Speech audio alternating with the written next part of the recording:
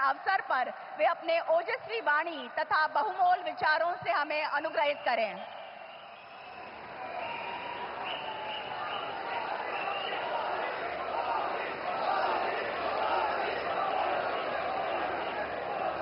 भारत माता की, भारत माता की, भारत माता की। महाराष्ट्र के गवर्नर सीपी राधाकृष्णन जी, हमारे लोकप्रिय मुख्यमंत्री श्री एकनाथ शिंदे जी,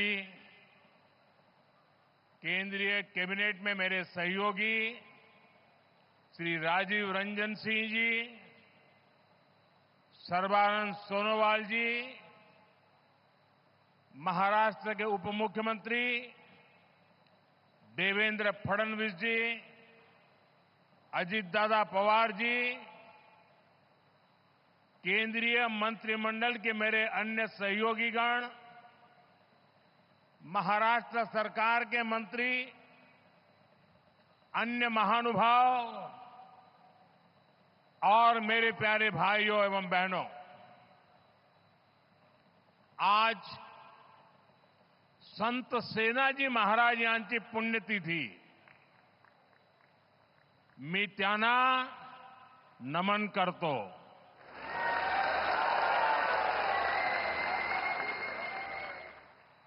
माझ्या सर्व लाडक्या बहिणी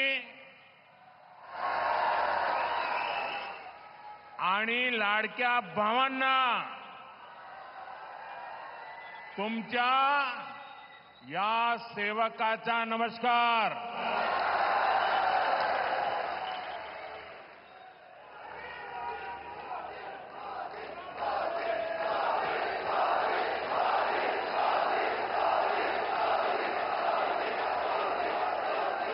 साथियों,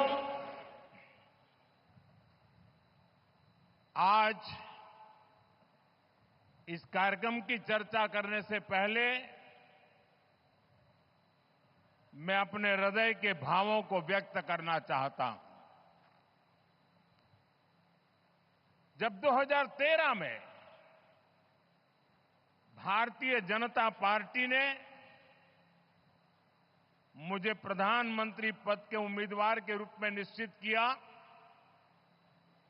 तो मैंने सबसे पहला काम किया था रायगढ़ के किले पर जाकर के छत्रपति शिवाजी महाराज की समाधि के सामने बैठ करके प्रार्थना की थी। एक भक्त अपने आराध्य देव को जिस प्रकार से प्रार्थना करता है, उसे भक्ति भाव से आशीर्वाद लेकर के मैंने राष्ट्र सेवा की एक नई यात्रा का आरंभ किया था। पिछले दिनों सिंधुदुर्ग में जो हुआ, मेरे लिए, मेरे सभी साथियों के लिए छत्रपति शिवाजी महाराज ये सिर्फ नाम नहीं है।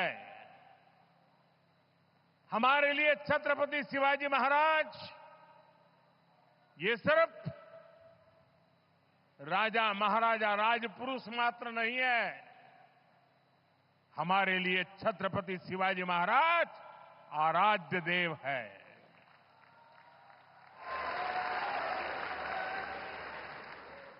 और मैं आज सर झुका करके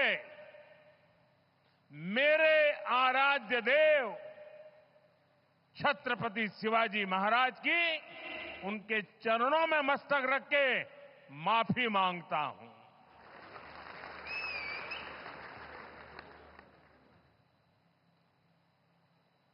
हमारे संस्कार अलग है। हम वो लोग नहीं हैं जो आए दिन भारत मां के महान सपूत इसी धरती के लाल वीर सावरकर को अनाप शनाप गालियां देते रहते हैं, अपमानित करते रहते हैं, देशभक्तों की भावनाओं को कुचलते हैं। उसके बावजूद भी वीर सावरकर को गालियां देने के बावजूद भी माफी मांगने को जो तैयार नहीं है, अदालतों में जाकर के लड़ाई लड़ने को तैयार है, लेकिन इतने बड़े महान सपूत का अपमान करके जिनको पश्चाताप नहीं होता है, महाराष्ट्र की जनता उनके संस्कार को अब जान ले। और ये हमारे संस्कार है कि इस धरती पर आते ही आज मैंने पहला काम मेरे आराध्य देव छत्रपति शिवाजी महाराज में उनके चरणों में सर झुका करके क्षमा मांगने का कर रहा हूं।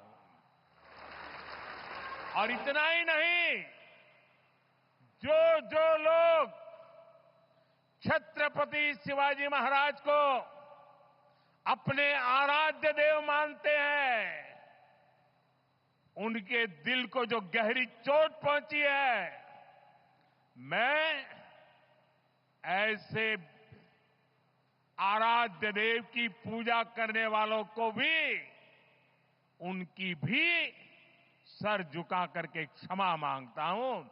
मेरे संस्कार अलग है। हमारे लिए हमारे आराध्य देव से बड़ा कुछ नहीं होता है। साथियों, आज का दिन महाराष्ट्र की विकास यात्रा का एक ऐतिहासिक दिन है। ये भारत की विकास यात्रा के लिए बहुत बड़ा दिन है। विकसित महाराष्ट्र विकसित भारत के संकल्प का सबसे अहम हिस्सा है। इसलिए पिछले 10 वर्ष हो या अभी मेरी सरकार का तीसरा कार्यकाल, महाराष्ट्र के लिए लगातार बड़े फैसले लिए गए हैं।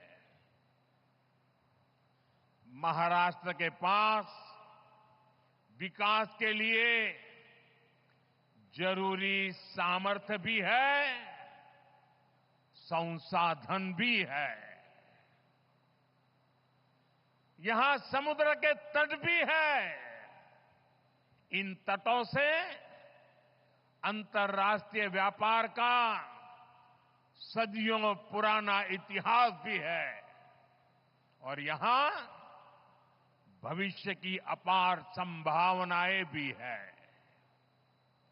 इन अवसरों का पूरा लाभ महाराष्ट्र को और देश को मिले, इसके लिए आज वाढवण पोर्ट की नींव रखी गई है। इस पोर्ट पर 76,000 करोड़ रुपए से ज्यादा खर्च किए जाएंगे। ये देश का सबसे बड़ा कंटेनर पोर्ट होगा। ये देश ही नहीं, दुनिया के सबसे गहरे पोर्ट में से एक महत्वपूर्ण पोर्ट होगा। आज देश के सभी कंटेनर पोर्ट से जितने कंटेनर आते जाते हैं, पूरे देश के टोटल की मैं बात कर रहा हूं, आज जितने टोटल आते जाते हैं उससे ज्यादा कंटेनर का काम अकेले वाढवण पोर्ट पर होने वाला है। आप अंदाज लगा सकते हैं ये पोर्ट महाराष्ट्र और देश के व्यापार का, औद्योगिक प्रगति का कितना बड़ा केंद्र बनेगा। इस क्षेत्र की पहचान अब तक प्राचीन किलों यानी फोर्ट से होती थी। अब इस क्षेत्र की पहचान आधुनिक पोर्ट से भी हुआ करेगी। मैं पालघर के लोगों को, महाराष्ट्र के लोगों को, देश के लोगों को बहुत बहुत बधाई देता हूं। साथियों, हमारी सरकार ने 2-3 दिन पहले ही दीघी पोर्ट औद्योगिक क्षेत्र के विकास को भी मंजूरी दे दी है। यानी ये महाराष्ट्र के लोगों के लिए डबल खुशखबरी है। ये औद्योगिक क्षेत्र छत्रपति शिवाजी महाराज की राजधानी रायगढ़ में विकसित होने वाला है। इसलिए ये महाराष्ट्र की पहचान का, छत्रपति शिवाजी महाराज के सपनों का भी प्रतीक बनेगा। दीघी पोर्ट औद्योगिक क्षेत्र से पर्यटन और इको रिसोर्ट को भी बढ़ावा मिलेगा। साथियों, आज यहां मच्छीमार भाई बहनों के लिए भी 700 करोड़ रुपए से ज्यादा की विकास परियोजनाओं का शिलान्यास किया गया है। देश की अलग अलग जगहों पर 400 करोड़ रुपए से ज्यादा की परियोजनाओं का उद्घाटन भी यहीं से हुआ है। इन सब प्रोजेक्ट्स के लिए भी अपने मछुआरे भाई बहनों को, आप सभी साथियों को बधाई देता हूं। वाढवण पोर्ट हो, दीघी पोर्ट इंडस्ट्रियल एरिया का विकास हो, फिशरीज की योजनाएं हो, इतने बड़े बड़े काम माता महालक्ष्मी देवी, माता जीवदानी और भगवान तुंगारेश्वर के आशीर्वाद से ही हो रहे हैं।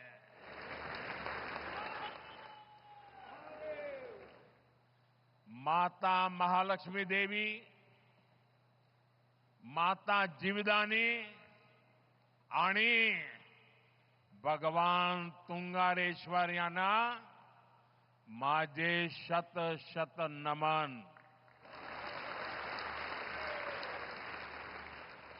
साथियों, एक समय था जब भारत को विश्व के सबसे समृद्ध और सशक्त राष्ट्रों में गिना जाता था। भारत की समृद्धि का एक बड़ा आधार था भारत का सामुद्रिक सामर्थ्य। हमारी इस ताकत को महाराष्ट्र से बेहतर और कौन जानेगा। छत्रपति शिवाजी महाराज, उन्होंने समुद्री व्यापार को, समुद्री शक्ति को एक नई ऊंचाई दी थी। उन्होंने नई नीतियां बनाई, देश की प्रगति के लिए फैसले लिए। कभी हमारी ताकत इतनी थी कि दरिया सारंग कान्होजी आंग्रे पूरी ईस्ट इंडिया कंपनी पर भारी पड़े थे। लेकिन आजादी के बाद उस विरासत पर ध्यान नहीं दिया गया। औद्योगिक विकास से लेकर व्यापार तक भारत पीछे ही छूटता चला गया। लेकिन साथियों, अब ये भारत नया भारत है। नया भारत इतिहास से सबक लेता है। नया भारत अपने सामर्थ्य को पहचानता है। नया भारत अपने गौरव को पहचानता है। गुलामी की बेड़ियों के हर निशान को पीछे छोड़ते हुए नया भारत समुद्री इंफ्रास्ट्रक्चर में मिल के नए पत्थर लगा रहा है। साथियों, पिछले एक दशक में भारत के समुद्री तटों पर विकास को अभूतपूर्व गति मिली है। हमने बंदरगाहों को आधुनिक बनाया है। हमने जलमार्गों को विकसित किया है। जहाजों को बनाने का काम भारत में हो, भारत के लोगों को रोजगार मिले, सरकार ने इस पर जोर दिया है। इस दिशा में लाखों करोड़ रुपए का निवेश हुआ है। आज इसके परिणाम भी हमें देखने को मिल रहे हैं। ज्यादातर पोर्ट की क्षमता पहले की तुलना में दोगुनी हो गई है। निजी निवेश भी बढ़ा है। जहाजों के आने जाने के समय में भी कमी आई है। इसका लाभ किसे मिल रहा है? हमारे उद्योगों, हमारे व्यापारियों, जिनकी लागत कम हुई है। इसका लाभ हमारे युवाओं को मिल रहा है, जिन्हें नए अवसर मिल रहे हैं। इसका लाभ उन नाविकों को मिल रहा है, जिनकी सुविधाएं बढ़ी है। साथियों, आज वाडवर्ण पोर्ट पियर पूरी दुनिया की नजर है। दुनिया में वाडवर्ण पोर्ट की बराबरी करने वाले 20 मीटर जितनी गहराई वाले बहुत कम बंदरगाह है। इस पोर्ट पर हजारों जहाज आएंगे, कंटेनर आएंगे। इस पूरे क्षेत्र की आर्थिक तस्वीर बदल जाएगी। सरकार वाडवर्ण पोर्ट को रेल और हाईवे कनेक्टिविटी से भी जोड़ेगी। कितने ही नए नए व्यापार इस पोर्ट की वजह से यहां शुरू होंगे। यहां वेयर हाउसिंग के काम में बहुत तेजी आएगी। और इसकी लोकेशन, ये तो सोने पर सुहागा है। Western dedicated freight corridor, Delhi Mumbai expressway, सब कुछ बहुत पास है। पूरे साल यहां से कार्गो आएगा जाएगा और इसका सबसे ज्यादा लाभ आप लोगों को मिलेगा, मेरे महाराष्ट्र के भाई बहनों को मिलेगा, मेरी नई पीढ़ी को मिलेगा। साथियों, महाराष्ट्र का विकास ये मेरी बहुत बड़ी प्राथमिकता है। आज मेक इन इंडिया का लाभ महाराष्ट्र को हो रहा है। आज आत्मनिर्भर भारत अभियान का लाभ महाराष्ट्र को हो रहा है। आज भारत की प्रगति में हमारा महाराष्ट्र बहुत बड़ी भूमिका निभा रहा है। लेकिन ये दुर्भाग्य है कि महाराष्ट्र विरोधी दलों ने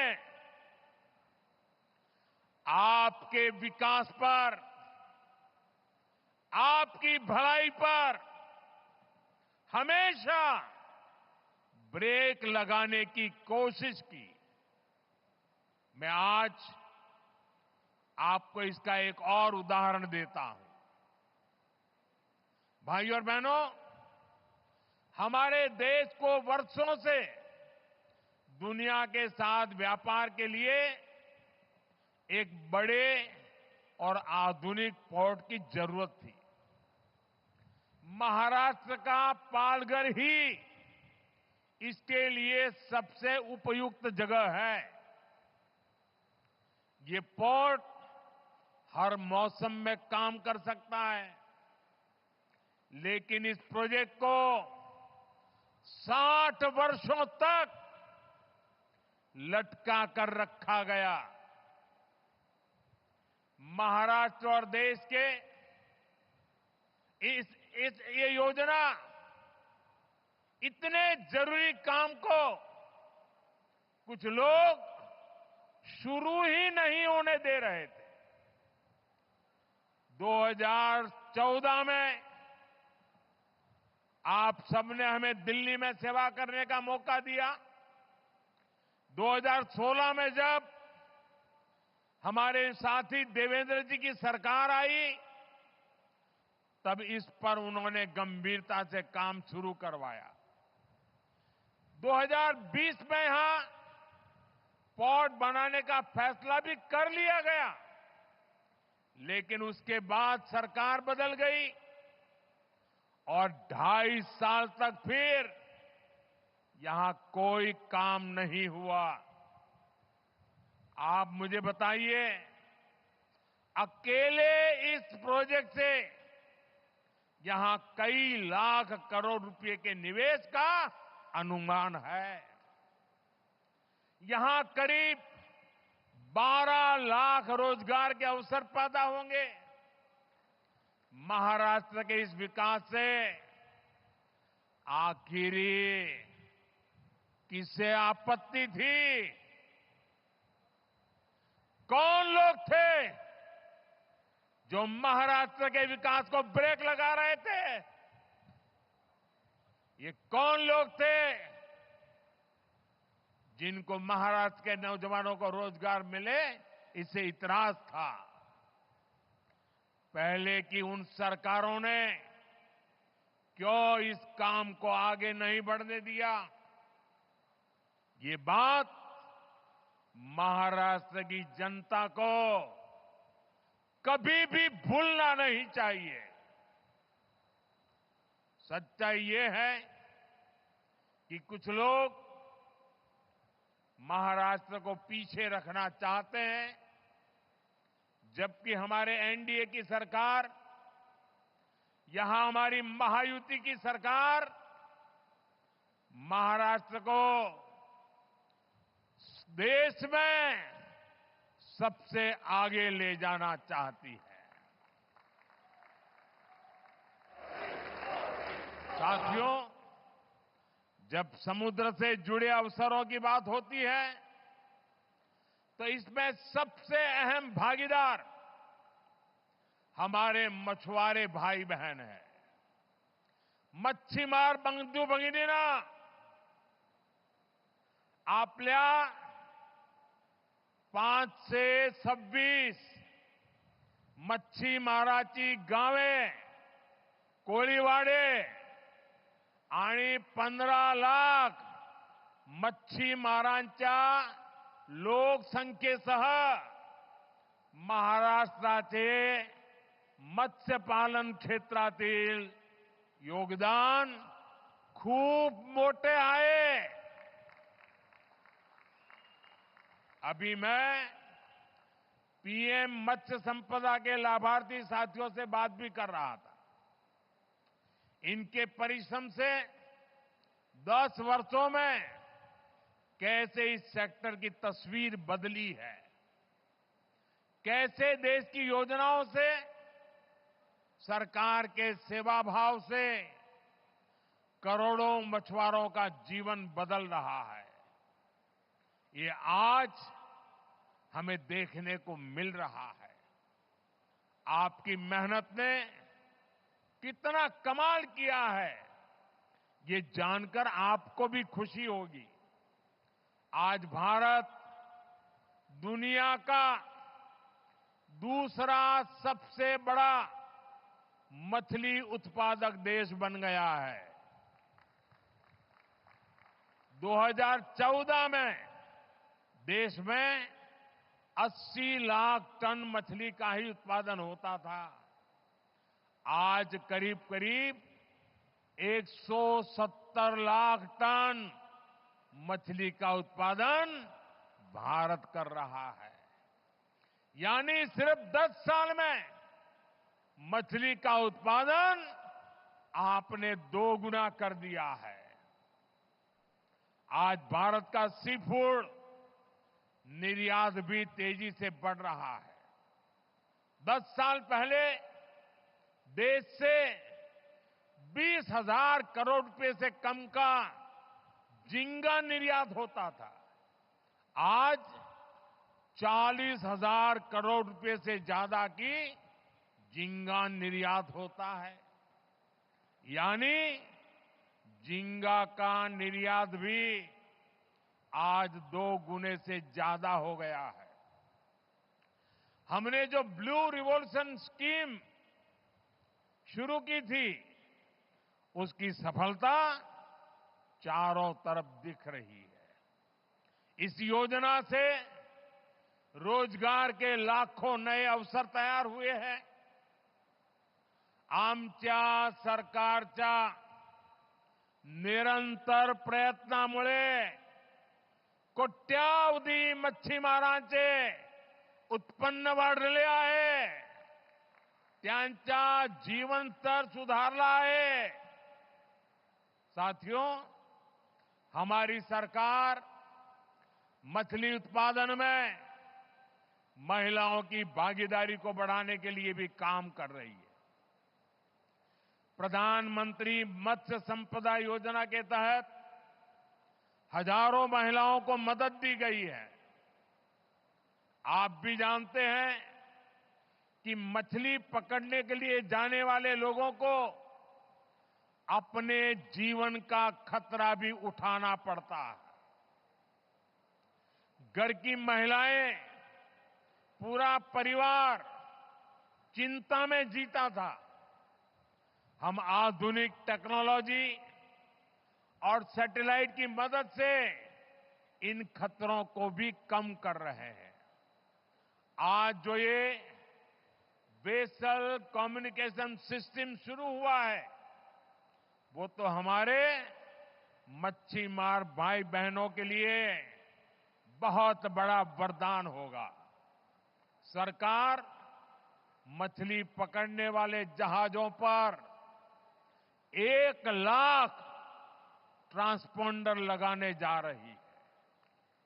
इसकी मदद से हमारे मछुआरे साथी अपने परिवारों से, बोट मालिकों से, फिशरीज डिपार्टमेंट से, समुद्र की सुरक्षा करने वालों से हमेशा जुड़े रहेंगे। चक्रवात के समय, समुद्र में किसी अनहोनी के समय हमारे मछुआरे साथी जब चाहे अपना संदेश सैटेलाइट की मदद से किनारे पर संबंधित लोगों को भेज पाएंगे। संकट के समय आपका जीवन बचाना आप तक सबसे पहले पहुंचना सरकार की बहुत बड़ी प्राथमिकता है। साथियों, मच्छीमार भाई बहनों के जहाज सुरक्षित लौट सके, इसके लिए 110 से ज्यादा मच्छी बंदरगाह और लैंडिंग सेंटर्स भी बनाए जा रहे हैं।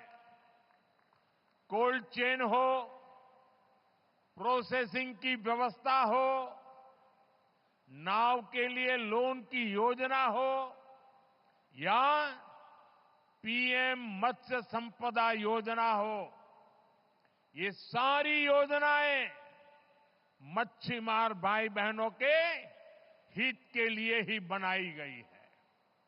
हम तटीय गांवों के विकास पर और ज्यादा ध्यान दे रहे हैं। आपका सामर्थ्य बढ़ाने के लिए मच्छीमार सरकारी संस्थाओं को भी, सहकारी संस्थाओं को भी मजबूत बनाया जा रहा है। साथियों, पिछड़ों के लिए काम करना हो या वंचितों को अवसर देना हो, बीजेपी और एनडीए सरकारों ने पूरे समर्पण भाव और ईमानदारी से काम किया है। आप देखिए, देश में इतने दशकों तक मच्छीमार भाई बहनों और आदिवासियों की क्या स्थिति रही। पुरानी सरकारों की नीतियों में हमेशा इस समाज को हाशिए पर रखा गया। देश में इतना बड़ा आदिवासी बहुल क्षेत्र है, फिर भी आदिवासियों के कल्याण के लिए कभी एक विभाग तक नहीं बनाया गया। अलग जनजातीय मंत्रालय की स्थापना भाजपा एनडीए सरकार ने ही की थी। हमारी ही सरकार ने मछुआरों के कल्याण के लिए अलग मंत्रालय भी बनाया। हमेशा उपेक्षित रहे आदिवासी इलाकों को अब पीएम जनमन योजना का लाभ मिल रहा है। हमारा आदिवासी समाज, हमारा मच्छीमार समाज आज भारत की प्रगति में बड़ा योगदान दे रहा है। साथियों, आज मैं महायुति की सरकार की एक और बात के लिए विशेष रूप से सराहना करूंगा। विमेन लेड डेवलपमेंट में, नारी सशक्तिकरण में महाराष्ट्र देश को दिशा दिखा रहा है। आज महाराष्ट्र में अनेक उच्च पदों पर महिलाएं बहुत ही शानदार काम कर रही है। राज्य के इतिहास में पहली बार मुख्य सचिव के रूप में सुजाता सौनिक जी राज्य प्रशासन का मार्गदर्शन कर रही है। पहली बार राज्य के पुलिस फोर्स की प्रमुख डीजीपी रश्मि शुक्ला जी नेतृत्व कर रही है। पहली बार राज्य के फॉरेस्ट फोर्स की प्रमुख के रूप में शोमिता बिस्वास जी लीड कर रही है। पहली बार राज्य के कानून विभाग के प्रमुख के रूप में श्रीमती सुवर्णा केवले जी बड़ी जिम्मेदारी संभाल रही है। इसी तरह राज्य के प्रिंसिपल अकाउंटेंट जनरल के रूप में जया भगत जी ने कमान संभाली हुई है और मुंबई में कस्टम्स डिपार्टमेंट का नेतृत्व प्राची स्वरूप जी के हाथों में है। मुंबई की विशाल और मुश्किल भरे अंडरग्राउंड मेट्रो 3 को मुंबई मेट्रो की एमडी अश्विनी भिड़े जी लीड कर रही है। उच्च शिक्षा क्षेत्र में भी महाराष्ट्र में महिलाएं नेतृत्व कर रही है। महाराष्ट्र हेल्थ यूनिवर्सिटी के कुलगुरु के रूप में लेफ्टिनेंट जनरल डॉक्टर माधुरी कानिटकर जी नेतृत्व कर रही है। महाराष्ट्र के स्किल्स यूनिवर्सिटी के पहले कुलगुरु के रूप में डॉक्टर अपूर्वा पालकर जी नई पहल कर रही है। ऐसे कितने ही बड़े और बहुत जिम्मेदार भरे पद हैं जहां महाराष्ट्र में नारी शक्ति अपने श्रेष्ठ प्रदर्शन कर रही है। इनकी सफलता इस बात का प्रमाण है कि 21वीं सदी की नारी शक्ति समाज को नई दिशा देने के लिए तैयार है। यही नारी शक्ति विकसित भारत का बहुत बड़ा आधार है। साथियों, सबका साथ, सबका विकास, सबका विश्वास और सबका प्रयास, ये एनडीए सरकार का मंत्र है। मुझे विश्वास है आप सबके सहयोग से हम महाराष्ट्र को विकास की नई ऊंचाई पर ले जाएंगे। आप महायुति सरकार पर अपना आशीर्वाद बनाए रखिए। एक बार फिर आप सभी को देश के सबसे बड़े पोर्ट के लिए, अनेक अनेक मच्छीमार भाइयों के लिए, योजनाओं के लिए अनेक अनेक शुभकामनाएं देता हूं, बधाई देता हूं। मेरे साथ बोलिए, भारत माता की। दोनों हाथ ऊपर करके पूरी ताकत से बोलिए, भारत माता की। आज आपके साथ समंदर की हर लहरें भी अपना सुर जोड़ रही है। भारत माता की, भारत माता की, भारत माता की। बहुत बहुत धन्यवाद।